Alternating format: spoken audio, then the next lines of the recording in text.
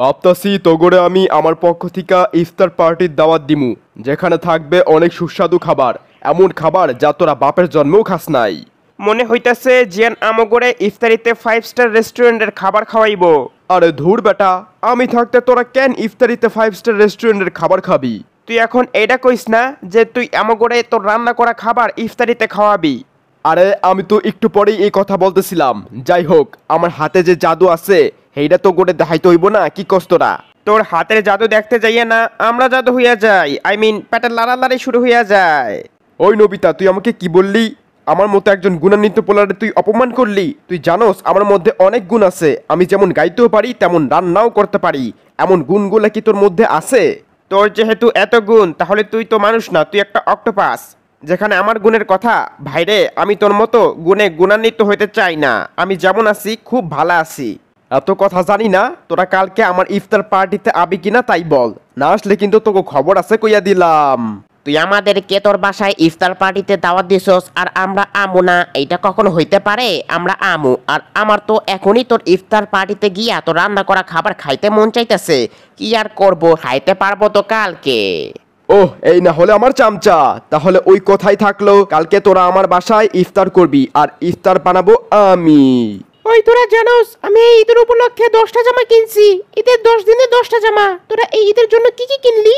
এবার আমি ভাবছি এই ঈদে আমার জন্য কিছুই কিনবো না, যা দেওয়ার আমার ফ্যান ফলোয়াররা দিবে। এত কষ্ট করে অগগান শুনাই, আমার লইগা এটুকু করতে পারবো না? থাকো তুমি ওই আশায়, তোমার আর ঈদের নতুন জামা আর পরা হইব না। আমার শার্ট প্যান্ট সবই কেনা হয়েছে, কিন্তু জুতা কেনার সময় আমার সাথে একটা ঘটনা ঘটে গেছে। তোর সাথে আবার কি ঘটনা ঘটছে? আমাদেরকে সব খুইল্লা বল, কিচ্ছু বাদ রাখিস না। রমজান মাস, উল্টাপাল্টা কিছু বলিস না। তো যেটা কইতাছিলাম, জুতা কেনার সময় আমার সাথে একটা ঘটনা ঘটছে। জুতা কিনতে যাওয়ার একদিন আগে আমি ফেসবুকে একটা ভিডিও দেখি কিভাবে গুলিস্তানের থেকে দামি জুতা খুব কম দামে কিনতে হয়। আমি সেই ভিডিও দেখা গুলিস্তানে যাই, যাওয়ার পরে দেখি জুতার দাম চায় 1800 টাকা। আমি বললাম, কাকু 500 টাকা রাখেন। দোকানদার আমারে কয় আমি নাকি জীবনে জুতা পরি নাই। শরমে বাসায় ফিরে গেলাম, অথচ আমি যে জুতা পাই দিয়ে গেছিলাম সেটার দাম ছিল 2000 টাকা। সবাই কি আর সবকিছু পারে রে? তোর জায়গা আমি থাকলে দামাদামি করে 300 টাকায় জুতোটা কিনতাম। এই তো কয়দিন আগে অনলাইনে থেকে জামা কিনছি। আমি হইলাম গিয়ে চালাক পোলা। অফার যেদিন ছিল সেদিনই আমি জামাটা অর্ডার করছি। অফারের আগের জামার দাম ছিল 500 টাকা আর ডেলিভারি চার্জ 70 টাকা, আর অফারের জামার দাম হলো 600 টাকা, ডেলিভারি চার্জ একদম ফ্রি। ব্যাপারটা আমার চোখে পড়লো, তারপর আমি অর্ডার করে ফেললাম। দেখছোস আমি কত চালাক?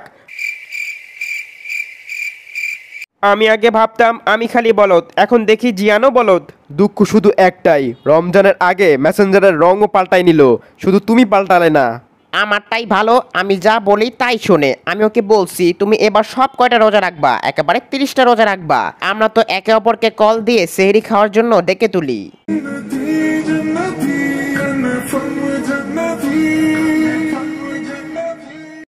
এই মাসটা হলো নিজেদেরকে পরিবর্তন করার মাস, সেখানে তুই উল্টাপাল্টা কাজ করতাছস। তুই বেটা ভালো হবি কবে? আরে ওর কথা বাদ দে, আমি আজকে সকালে বাজারে গেছিলাম তরমুজ কিনতে।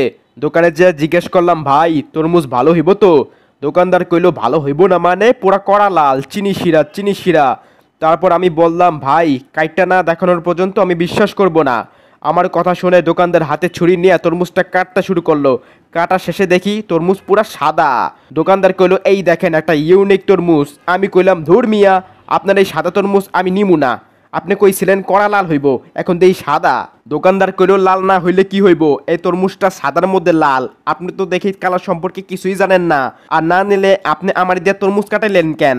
এখন তো তরমুজ নিতেই হইব। তারপর বাধ্য হয়েই 500 টাকা দিয়ে বললাম 300 টাকা ফেরত দেন। তখন দোকানদার কইলো, এই মিয়া তরমুজটা সাদার মধ্যে লাল, এরকম তরমুজ আপনার বাপের জন্ম চোখে দেখছেন? 200 টাকা তো নর্মাল তরমুজের দাম, এই তরমুজ তো ইউনিক। যান যান, জিতছেন জিতছেন। হালায় না একটু আগে কইছিল নাকি চালাক, ও দেখাইলো বাস। কিরে সোনিও, তুই কি কিছু আমাকে বললি? না মানে ইফতারের বাজারের কথা শুনে মনে পড়লো, কালকে আমরা ইফতারের জন্য শিক্ষিত খাসির মাংস দিয়া বিরিয়ানি কিনছিলাম। খাইয়ে দেখি সেই স্বাদ। হব্বাটা কি বলো সেই সব? শিক্ষিত খাসি আবার হয় নাকি? আরে বেটা, এই খাসিটা যেই সেই খাসি না, একেবারে স্কুলে আশেপাশে বড় হওয়া শিক্ষিত খাসি। এই শিক্ষিত খাসি বড়লোক ছাড়া কেউ কিনতেও পারবো না, কেউ খাইতেও পারবো না, কারণ দামটা তো খুব বেশি। তোকে মতো ফৈনিরা খাইতে পারবো না। অনেক হয়েছে ফালতু দরবার, এখন সবাই যে যার বাড়ি যাও, ইফতারের সময় আসতে বেশি দেরি নাই। আর পারতেছি না, অনেক পানি তৃষ্ণা লাগছে, সাথে খিদাও। সেহেরিতে উঠতে দেরি হয়েছিল বলে পানি খেয়ে রোজা রাখছি, এখন তো দেখি আমার অনেক খিদা লাগছে, ইফতারের সময় যে কখন হইব। আম ñam ñam ñam ñam ñam। আম্মা আরেক বাটি নুডলস দাও তো। নুডলস যা ছিল সব তো তুই একাই খেয়ে ফেললি, আর তো নুডলস নাই। না, এডুকে আমার পোষাইবো না, আমার আরো কিছু খাইতে হইব। আরে তুই তো দেখি খাওয়াই শুরু করস নাই, দে আমাকে দে, আমি খাইয়া ফেলি। আমার ভাগের খাবার আমি খাবো। ñam ñam ñam, সেই স্বাদ, আরো স্বাদ হইতো যদি খাবারটা বাসি হইতো। আমি আবার টাটকা খাবারের চাইতে বাসি খাবার খাইতে বেশি পছন্দ করি। ঘরে কাঁচা পাকা যত সবজি আছে খাওয়ার লিগে সব নিয়ে আইয়া পড়ছি, এখন আমি এগুলো বসে বসে খাবো। ওই কিরে এত স্বাদ কেয়া, এত স্বাদ কেয়া, মধু মধু মধু, এত স্বাদ কেয়া, পুরাই চিনি শিরা। আরে বেটা আস্তে খা আস্তে, কিভাবে খাইতাছোস? বন্ধুরা, আমি নবিতারে সামলাই, ততক্ষণ তোমরা এই ভিডিওতে লাইক কমেন্ট শেয়ার এবং যারা যারা এই চ্যানেলটাকে এখনো সাবস্ক্রাইব করোনি তারা এখনই সাবস্ক্রাইব করো। ধন্যবাদ।